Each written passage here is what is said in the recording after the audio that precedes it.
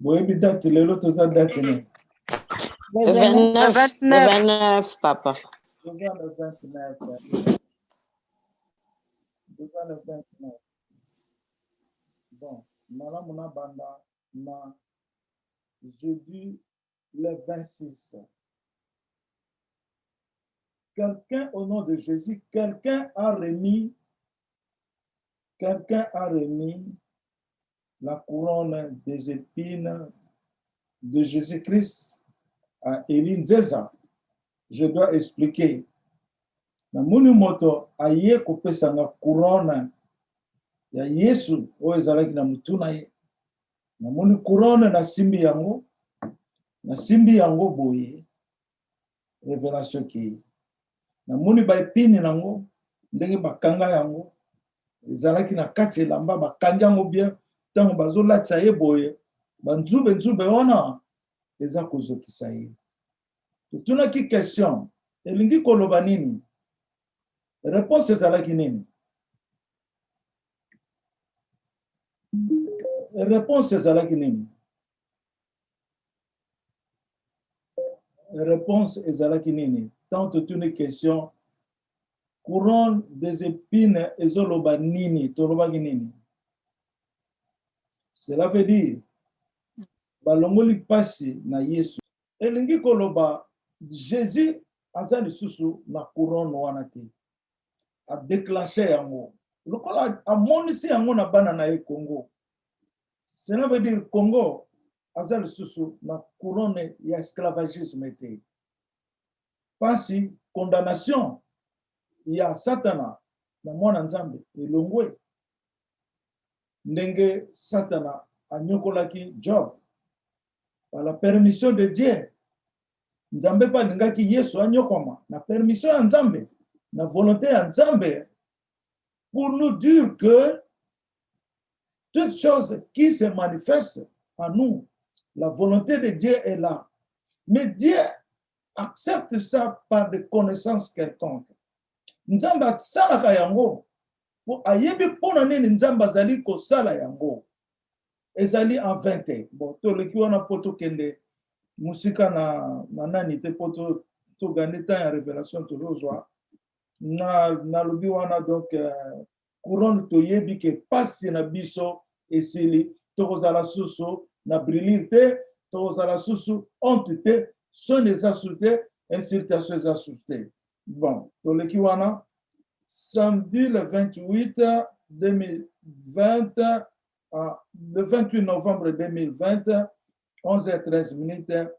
Kala mingi te ndenge Nzambe azoloba. Kala mingi te likambo moko ya monene ezali kokita awa na mokili oyo. Kala mingi te likambo moko ya monene ezali kokita awa na mokili oyo. Biso tokosala nini? Tokoloba Nzambe merci. Toko glorifier ye. Lobi to sambela ki pona yango te. Menga na sambela kana yango mikolo nyonso.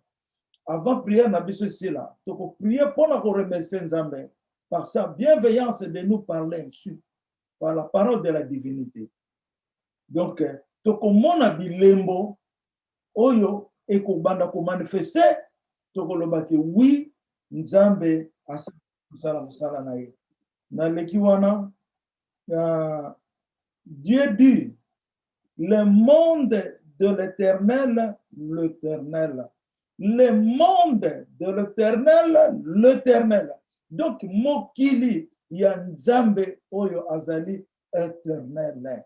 Donc, bande konangai, tozana na kundima, ki royaume oyo, eye na mokili ya Nzambe. Royaume eye na mokili ya Yesu. Oyo le monde de l'éternel, l'éternel. Eza mokili ya Satana te, mokili ya ba européen te, mokili ya ba américain te, mokili ya ba asiatique te, mokili ya ba chinois te, mokili ya Nzambe, mokili ya Australie te, mokili ya ba ndenge ya ba satan te, ya ba démon te, ba sorcier te, mokili ya éternel, l'éternel. a précisé deux fois. Mokili, il y a Dieu l'éternel. L'éternel. Donc, qui est l'éternel? Ce Dieu de l'univers, ce Dieu le créateur de cieux et sur toute la terre, c'est lui le Dieu l'éternel. L'éternel, Mokili, Oyo Tozalelo, il y a Nzambe, il y a Mutumoko te, il y a ma religion te, il y a Jésus-Christ de Nazareth. Nzambe asali mokili oyo pona Yesu. Au nom de Jésus. Lobi t'expliquer qu'il y a un beauté, le molimo santo, a même biso na dimension mosusu. Na leki wana. Na yoki mama Jolie alobi. Mondele wana aye azali papa Elinzeza. Mondele wana aye ezali papa Elinzeza. Mama Esther oyazana Swede ekanga akolobela biso lelo après révélation oyo révélation oyo yazomona nga naza mondele. Nangena pesa témoignage ya maman moko aza na Congo. Maman nasalaka témoignage na ye nakanisi pe na bana Gloria. Amonaki ngai naza mondele nazobenga ye. Nabengi ye. Abi ozobenga nga mpona nini ngai senga na yebi. Nga na yebi se mozoyeba ngai te papa ye. Tanga yoki voix na nga alobi o. Mais o papele. Abi ndenge nini? Oza mondele. Voix na ye sokima ya papa. Na yebi se ke meza ngai moko wana. Ezali ngai moko. Donc, les manifestations, il y a un Nzambe. Et qu'il y a différemment. Mamsuba komona Elinzeza za modele, mamsuba komona ye na forme msusu, mais c'est le même Jésus-Christ de Nazareth. Il faut te faire attention. Maman Bozé, maman Mette, ayebisanga pelo kwa ndengwana, na yebisaki to méditer yango. To méditer yango na. To méditer yango.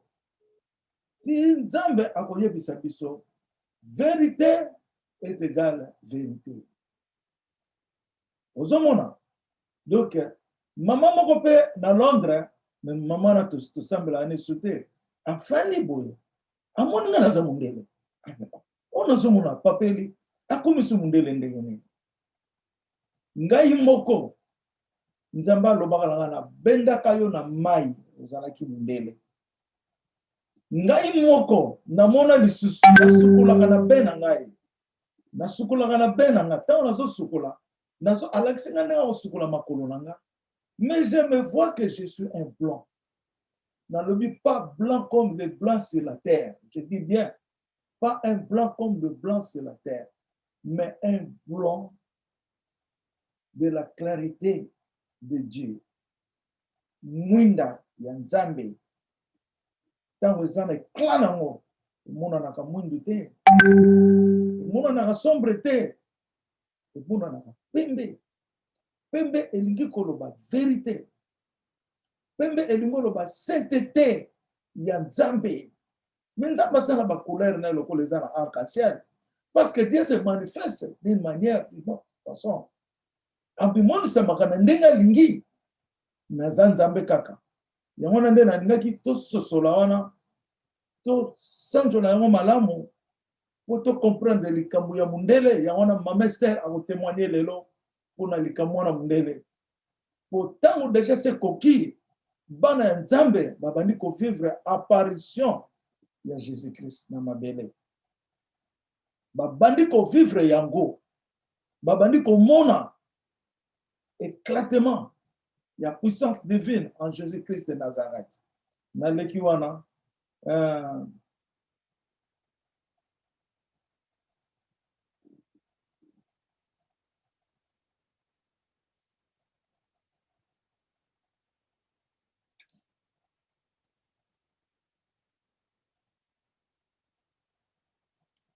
ngai papa Eli Nzeza na yembi na voix de tonnerre. Jésus le bon, le roi. Yahweh Naga, Moki ezali yo. Oh, Mokili ezali yo. Mokili ezali yo. Jésus le bon roi. Nayembi, Jésus le bon roi. Tout signifie en sikoyo. Yesu aza malamu, aza mokonzi. Kembo na Yesu, kembo na ozana. Yesu aza malamu, aza mokonzi abakonzi. Kembo na Yesu, toko signifie en ndenge nini. Yesu le bon, le roi.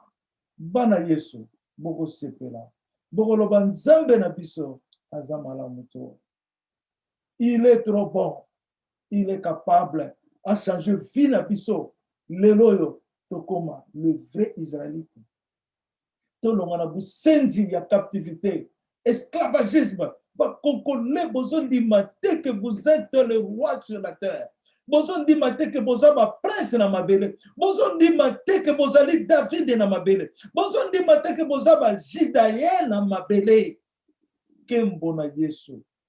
Papa Kimbanga, loba biloko yo, vous n'avez pas crié à ça. Lelo Yesu fo azonga na elinzeza. Pona a sanjola biloko yo. Po mitema bakanga yango na bakadena. Kadena pe ya rouge. Mitema na zomo na nzamba za kola sanga mitema ya bakongole presque et kangama na bakadena. Ce sont des démons. Des démons. Bozana confiance na bino na binote. Bozana bolingo bino na binote. Kake loke za na bino trahison. Ba mama nanga bana nanga bazolo ba na ba révélation ba journaliste yo.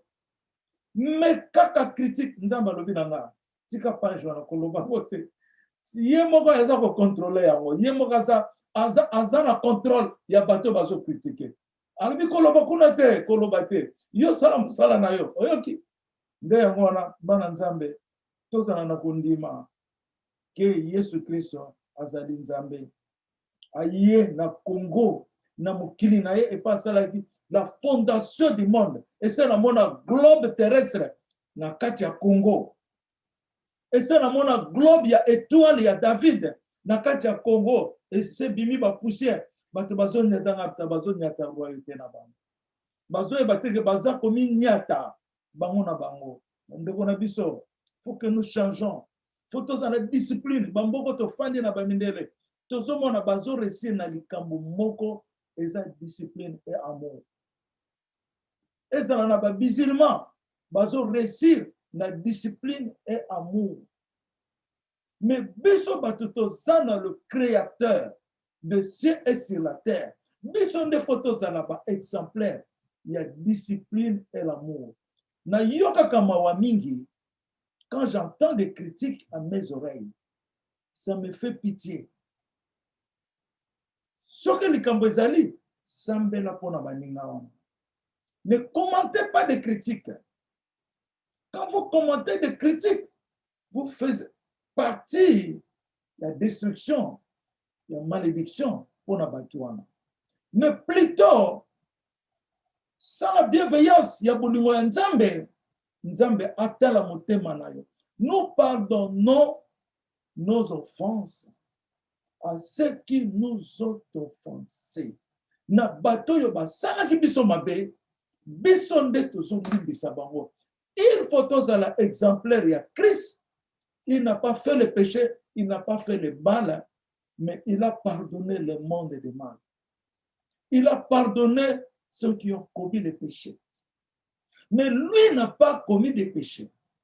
Il y a un tour à la forme ya Emmanuel pour frapper la colère d'Anzambe, pour frapper le temps de pitié.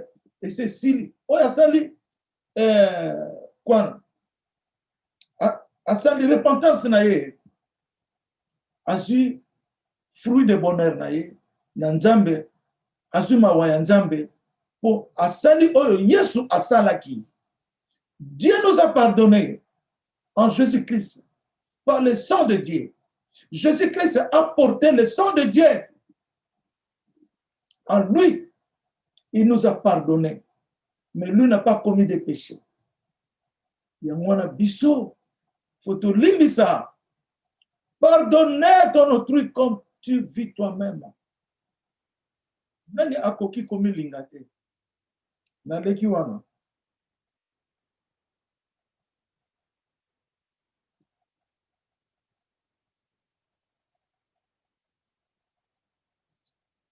Moto moko pembeni na ngai ezali Emmanuel alobi na ngai Nzambe azali kosala yango pona yo alobi na ngai Nzambe azosala yango pona yo yango na nalobaki lobi continuez à demander qui est papa Eli Nzeza. Nzambe azali kosala yango pona yo.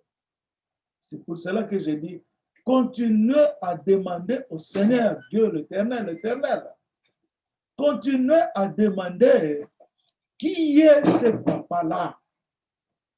Ne vous fatiguez pas. Continuez à demander. Nzambe azoko sala makambo yo pona mutu moko qu'on appelle papa Eli Nzeza. Oyo Yesu azana kati na ye. Tant on a ça qu'on a ba révélation passée. Na ba révélation passée, Nzambe molimo santa lobi na ngai likambo yo Nzambe sali ye moko. Nzambe sali affaire na ye moko na Eli Nzeza. Nzambe a signé contrat Eli Nzeza, le roi de la terre. A signé contrat le roi de la terre. Ye moko asali affaire na ye. Nazalaki paralysé. Tant on a zoyo ka révélation wana. Molimo santa zolo banzamba sali likamu na ye moko. Cela veut dire même les anges ba comprendre kite la ya Nzambe na mona na ye. Yango na lobi epai mwana oya botami. Epai ya koleli. Epai ya zali résident. Ba yebi ete. Ba yebi ete. Eza na frère moko Nzamba revela kanga ye. Azolo ba na kati assemblée. Abi biso tout ozalaka na kati ya loboko ya papa Eli Nzeza. Biso tout oza na kati ya loboko na ye. Yango na tolobaki lobi. L'apparence trompe. L'apparence trompe. Par la bienveillance de Dieu, Dieu se cache. Il se cache. Alingi ami bimisate. Ayena likamboyo batu ba yebite. Batu ba koloba mabe. Nzamba zotala kaka mitema na bango. Soki ya solo. Bino bozana boliko. Na kati na ngai. Tango boza ko douter. Ata soki za papa Eli Nzeza te. Yesu alobi makambo nyonso bosali kuna. Bosali yango na ngai. Ezoloba nini? Nous portons l'image de Dieu. Nous tous, nous portons l'image de Dieu. Foto yebaka yango. Les miniatures en Dieu Jésus-Christ. Vous êtes de Dieu. Ce qui est sur l'obi, oh nyonso bosala ki kuna. Bosala ki nanga. Et nous le banini. Yamona na royaume foto yeba qui est Dieu. Qu'on appelle il est Jésus.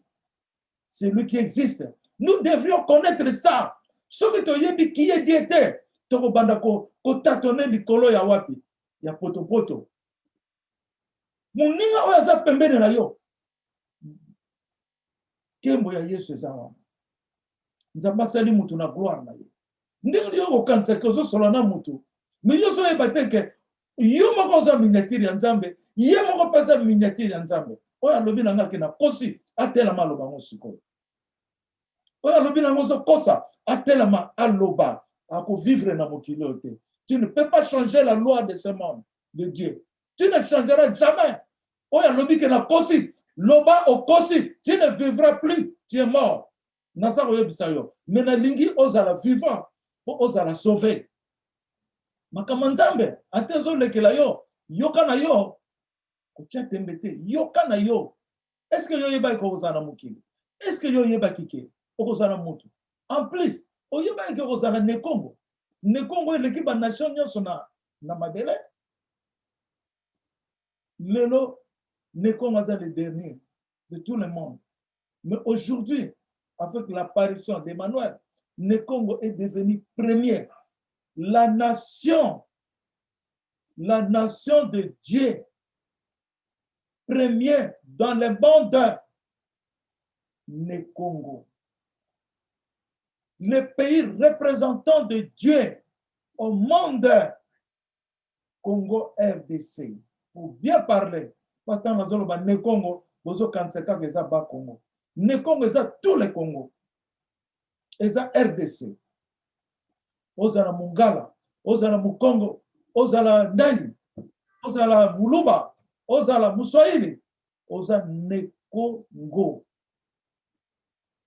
Pas question de tribalisme à nous. Na régime, na gouvernement et royaume. Biloko wane kozala ati. Pour couleur ya makila na biso, ezaka couleur moko. Couleur ezaka moko na makila na biso nyonso. Yesu tangaki makila, c'était toujours le sang rouge. C'est le sang du pardon. Nous portons le même sang. Ozala moulaï, ozala ndegeni, mukuse. Nous portons le même sang. Le sang de la sanctification. Ce sang-là se transforme par le retour d'Emmanuel dans le sang de Jésus-Christ. To lati makila ya Yesu Christ. Ndeni tokonoloba yoza mongala na lingiote. Ndeni tokonoloba yoza mukongo na lingiote. Waza ba Congo alinga sala tribalisme ba Congo. Vous dormez. Bien vous dormez avec votre mentalité bizarre. Il faut que tu changes aujourd'hui, mes frères et sœurs. Ozomona. Na lekiwana.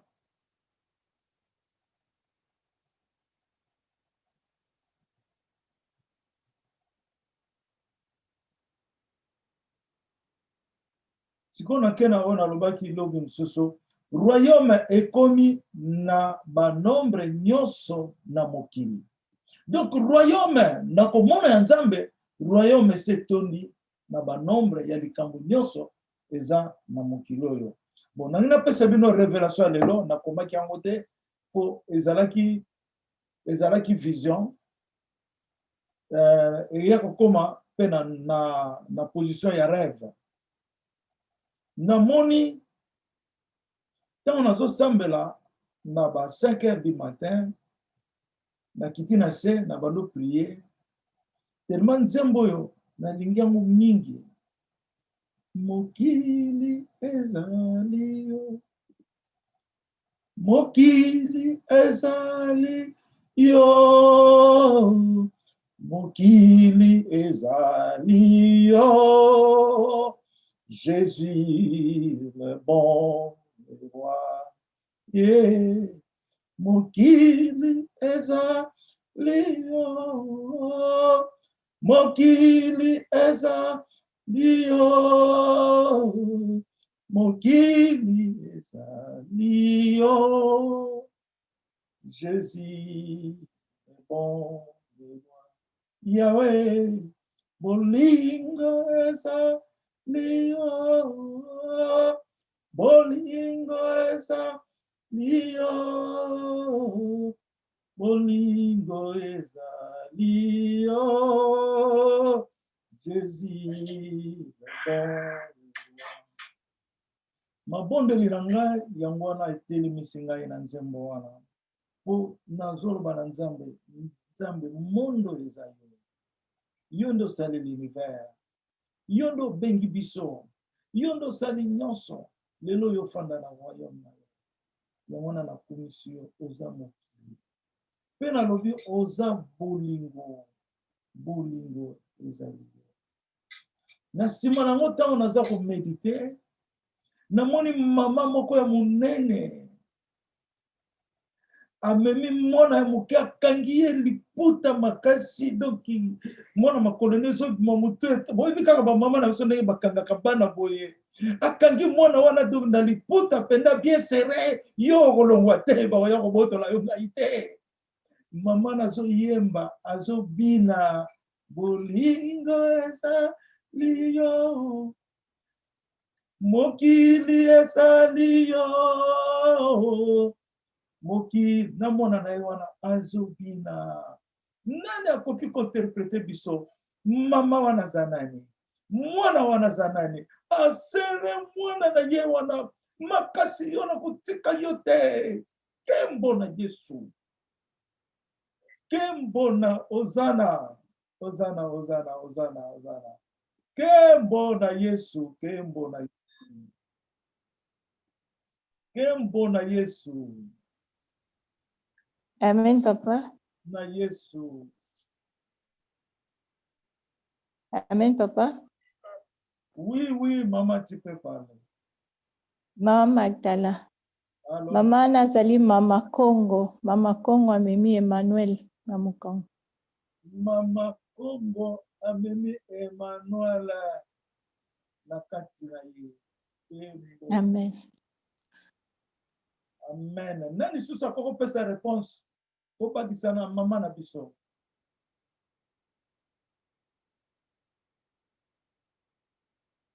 Parce que maman na la teli maputa, c'est vrai. Ça signifie ça Mama Congo. Akangi ye kisita moko ya soya. Mwana te ba ko potolo ga. Ba ko soka yete. Eni ngolo banini. Nana ko expliquer. Mwana wana te ba ko soye. Ba ko ka yete eni ngolo banini. Mama nazali Mama Congo. Mais mwana wana zanini. Mwana wana zanini.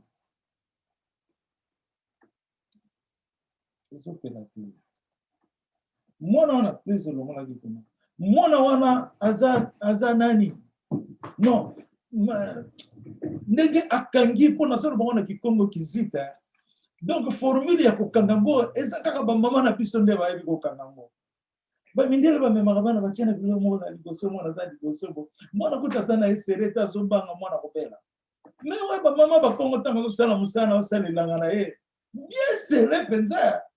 Kizita wana eza bien serré. Authenticité na biso ya wana. Authenticité pona koloba ke Yesu aye na Congo. Kembo na Yesu. Kembo na Yesu.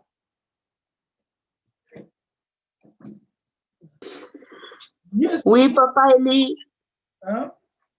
Mama Emmanuel.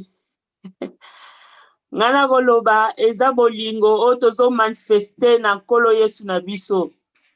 Amour profonde. O tozo manifester. Wana mama na. Emmanuel. Mama Emmanuel. Mama Emmanuel.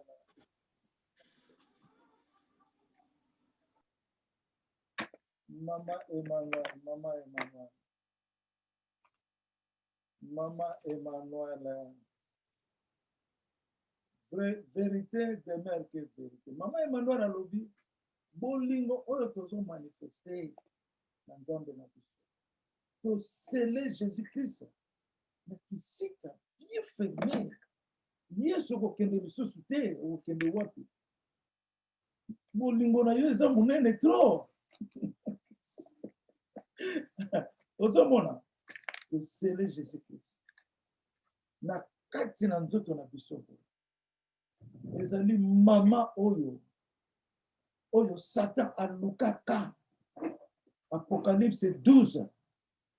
Oyo ba botolaki nzamba botoli mwana na ye. Azongise na trône. Maman nazali Congo. C'est celle-là qui est l'épouse de Dieu. Et cette femme a souffert. Cette femme a tant souffert. Cette femme-là, c'est Israël, né Congo. Maman wana. Tanki na maputa. Tout le monde est en forme de société. Grâce na bino kena bamboke belé. Batu mingi bazu grâce na bino ya Congo. Maman wana, Satan, Luka qui est makasi à faire souffrir. Mais, rien de mon ezongaki na dikolo. Ndenge Apocalypse 12 ezoloba. Ndenge Apocalypse 12 ezoloba. C'est cette femme-là qui représente l'Église Israël. Royaume ne Congo. Nana kotia tembe na yango. Personne. Nana kotia tembe na yango. Tant que tu vas la Bible, bazotanga oyo komami, mais vous avez la quatrième écriture qu'on appelle la révélation, le monde de Dieu. Il ne voit pas ça. Molimo Santa émission de Guinée. Il y a une mission de Saint-Esprit émission. Le Saint-Esprit est un seul esprit. Nous avons basaka moko. Yoko le Saint-Esprit émission. Oh, qu'on a lobby différemment. Oh, qu'on a lobby différemment. Nous ne sommes pas Saint-Esprit. Aso msabino makamboze différent. Ce que Saint-Esprit a zolo banabiso. Il faut tous aller loba moko. Ce que tu as la divergence, et ça c'est mon sainteté. Parce que le diable aussi trompe le monde, accuse le monde, accuse nous, accuse nos parents, accuse nos frères et sœurs. Il fait que accuser. Et moi, la bandote na bino msusu na ligi kotanga mote koyoka mote. Kaka bandote na bino ezala ba accusation. Quand j'entends les accusations, yomoko fukama na nzambe tuna nzambe tango tindelinga ona linga na linga ka accusation te na linga moto sambela na nzambe na yo parce que Jésus a répété ça à plusieurs fois. Le diable fait que accuser ngasoki na moni mutu na moni likambo pa na yo na komona que ça ne va pas na koyebiso mais papa nanga akolinga trahir famille na yote akolinga ko trahir famille na yote po acha yo na conflit yo na famille na yo menzamba zote abiso toza na bolingo ndeni suso ko nokota so na conflit po nzamba ibike toza na musuni soka teri biso na conflit apanzi biso bisusu ba miso bazana mitema pete pete ba koki ko supporter te. Nzambe aza amour, il veut que nous pardonnons. Moni yangona nde na zoroba, nde na lobi, to si se na note, ba kesho sili na note, ba kesho sili na note. Nangena sili sa siko. Ba kesho sili na note. Akangi makasi, engi koloba neni ke. To kangi Emmanuel, Congo akulinga Emmanuel makasi mingi, ba kokoka ko lâcher yete, même okili mobimba. Et ça n'a expliqué bino pour nani naza mama congolaise.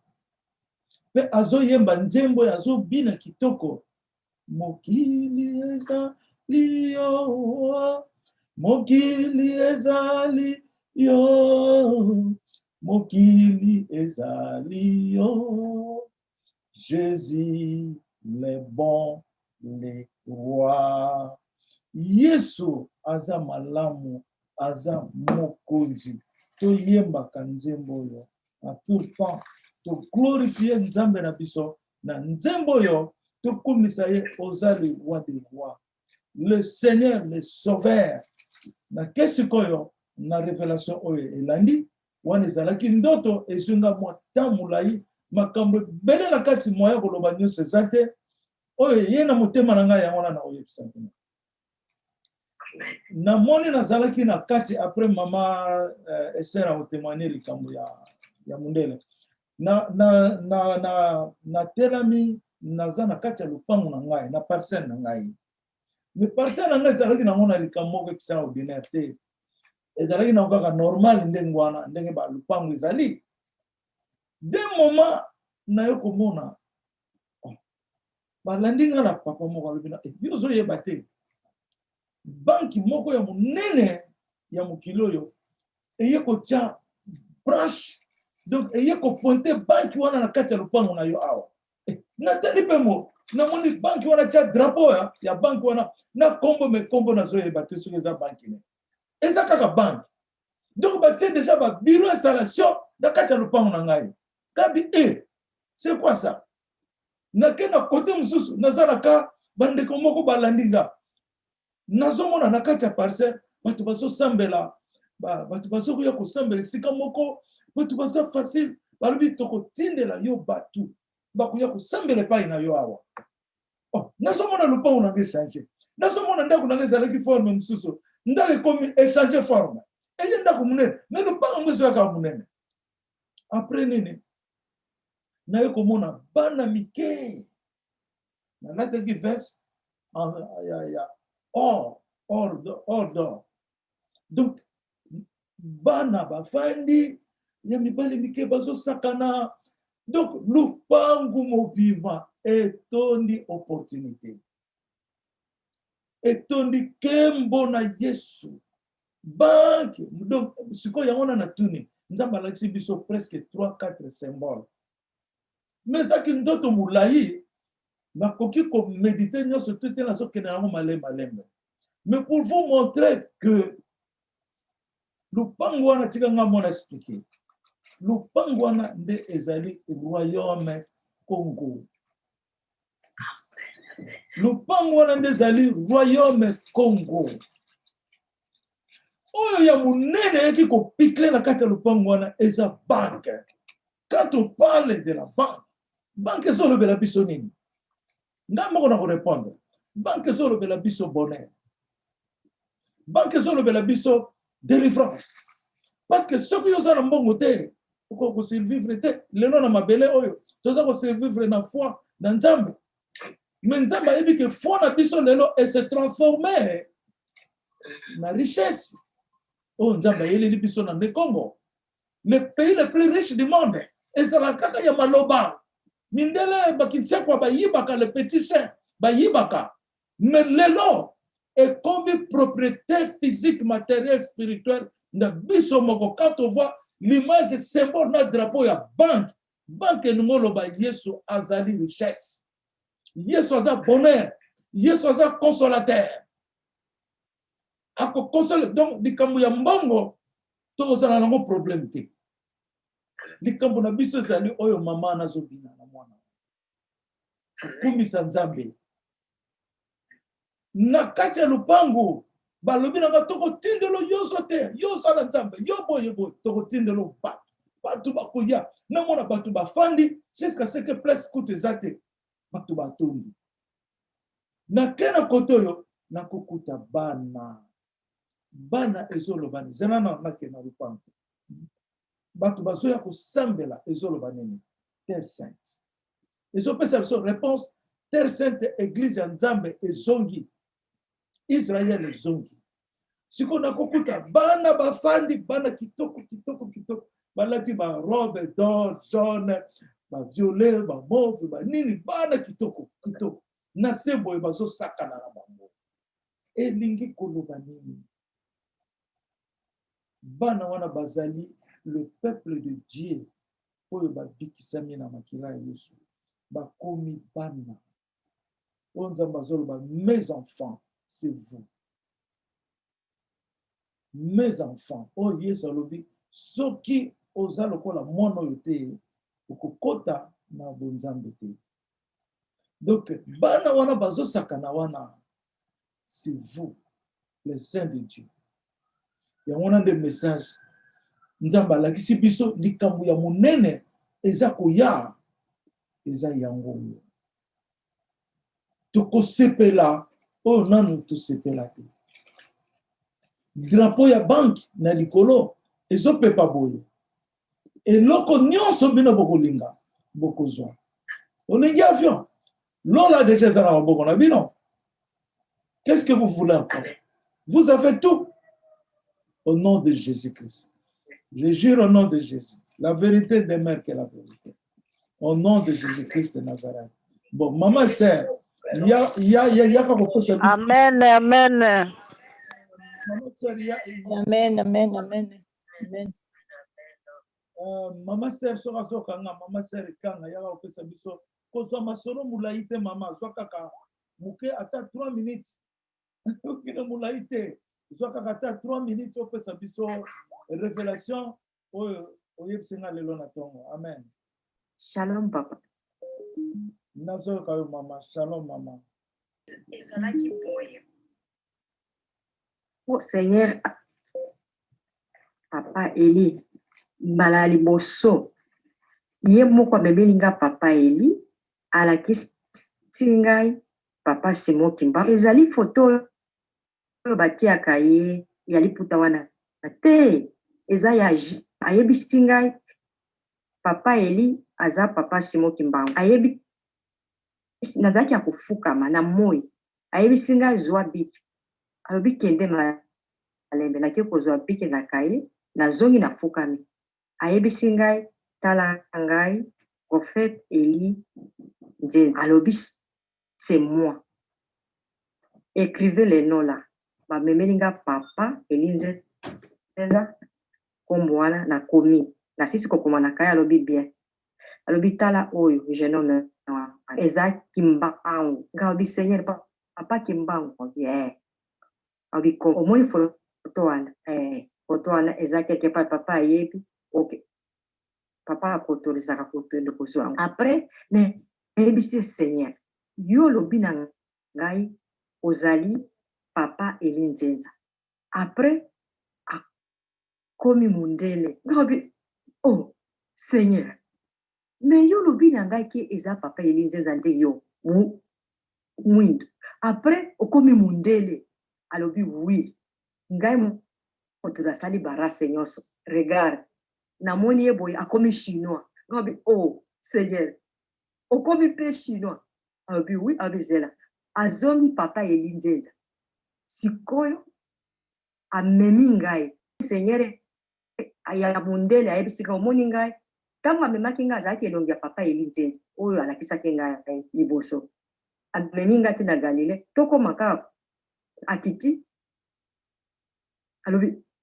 akomi mundele nga alobi mais seigneur okomi mundele alobi oui nga azalaka barase nyonso siko ezalaki na fleuve azoyebisa bapierre babwaka bafile boye ntango azoyebisa après akomi papa Eli après akomi chinois nga alobi oui je le crois de tout alobi omoni kombo oyo obenga ye oyebisa ye bon ndenge papa ayebisi nga na kata na mokuse boye nayebisi nga ndenge na oyo ya bible papa Eli ayebisi ntango seigneur ayebisi ngai ke aza ye akonfirme ngai parce que témoignage eza monene papa alobi na kaka ngai nayebisi bon seigneur ndenge yo olobi yo nde ozali prophète Eli Nzenza siko yoka ngai na kobanda kosala boye nabondeli au nom de seigneur Jésus-Christ de Nazareth Eli seigneur ayebisi ngai siko azongi seigneur ya mundele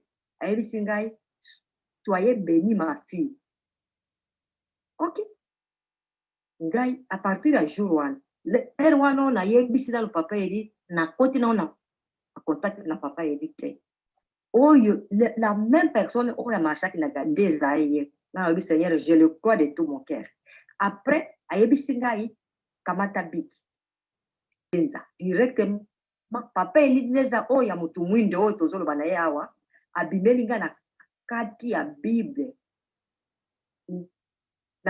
ya bible ndako mobimba ekomi moi moko na moyen expliquer bino eza te sikoyo elobeli ngai papa Eli alobeli ngai na kati ya bible na Esaïe 45 alobeli ngai oui ma fille Jésus quand obi merci Seigneur na boy na continuer kotanga kaka okokontinue mokolo mosusu vraiment tosepeli mingi na koyoka yo koliloba nzambe tokokobomba yango te mokili ekolekama liloba ekotikala yango nde yango na mpona kosauvegarde bana ya nzambe fo bapesa bamessage toyoka yango toyoki yango tosepeli mingi mama lokuma nzambe ezonga na nzambe bon nakanisi tokomi na temps ekoki tosilisa lelo nazongisi liloba epai ya paster Bagana au nom de Jésus Amen. Amen. Amen. Amen. Amen. Amen. Amen. Merci. Amen. Amen.